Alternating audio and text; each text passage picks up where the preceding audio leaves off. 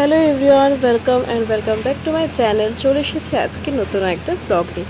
তো আজকে আমরা কোথায় যাচ্ছি বলতো? আজকে আমরা যাচ্ছি বিলোনিয়া স্মৃতি মন্দিরে, কারণ ওইখানে হচ্ছে রাম ঠাকুরের কীর্তন। তো সেখানে আমরা যাচ্ছি।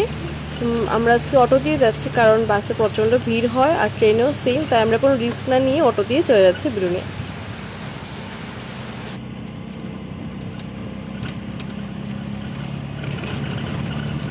তো এই নিয়ে আমি সেকেন্ড টাইম এলাম বিলুনিয়াতে। এর আগে একবার এসেছিলাম যখন রেডিও সেন্টারে আমার গানের একটা পারফরমেন্স ছিল, তো তখন এসেছিলাম অনেক ছোটো থাকতে। তো আজকে অনেক বছর পরে আবার এলাম বিলুনিয়াতে।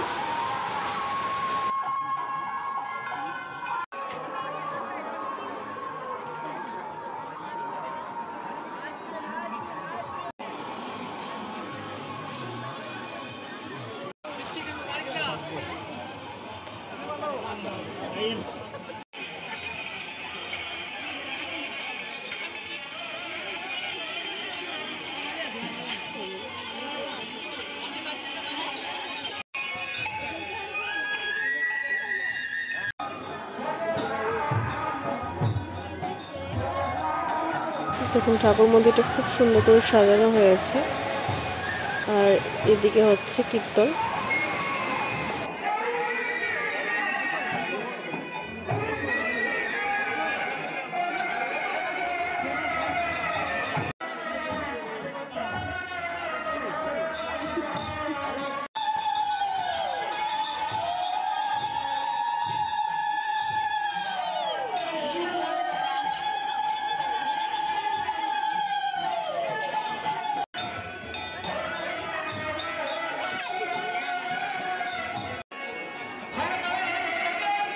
যেহেতু দোল পূর্ণিমা ছিল, তাই রাম ঠাকুরের চরণও সবাই এখানে আবির দিয়েছে, তো আমিও দিয়েছি আর প্রণামও করে নিলাম।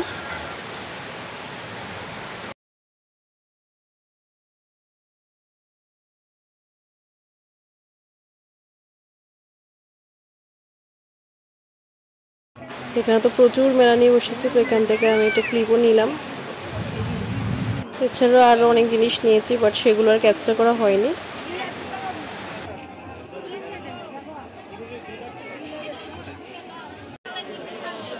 তো এখন আমরা দাঁড়িয়ে পড়লাম প্রসাদের লাইনে। দেখুন, অনেক লোক, অনেকটা লম্বা লাইন। ফাইনালি খিচুড়ি প্রসাদ চলে এলো।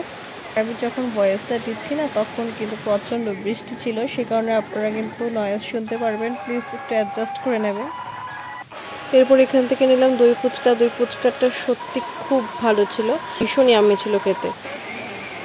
তো যাই হোক, এরপর এখান থেকে নিচ্ছে জিলিপি।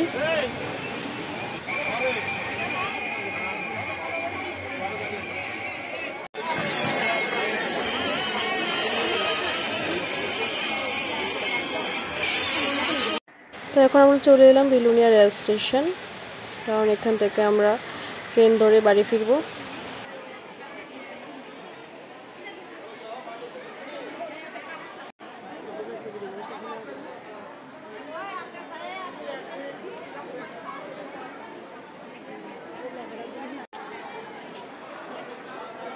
এখন আমরা উঠে পড়লাম ট্রেনে।